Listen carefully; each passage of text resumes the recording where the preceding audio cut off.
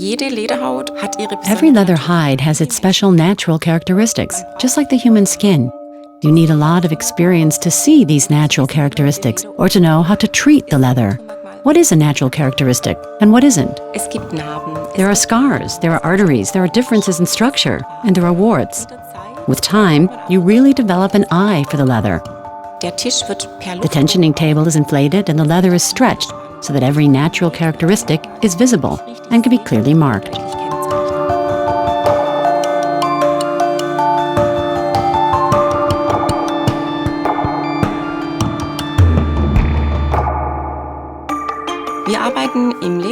We use a laser system to cut the leather.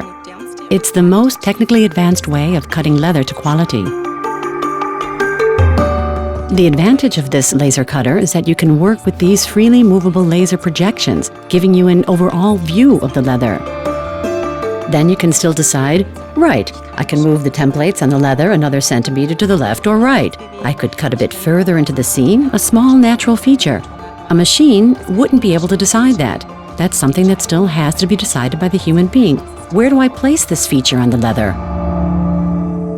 It's the perfect combination of man and technology. A person is responsible for how the templates are laid out on the leather and subsequently cut, and how the piece of furniture looks when it's finished.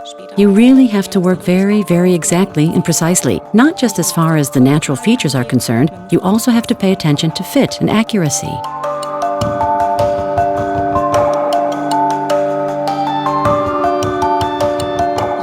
Every model is pre-sorted by piece for sewing to ensure that the seamstress really only has to sew it together. And this pre-sorting is accompanied by another quality inspection to check if the cuts match our quality criteria. During the final inspection, we also make sure the individual cuts are a good match in terms of color and structure, so that the overall effect is a uniform one.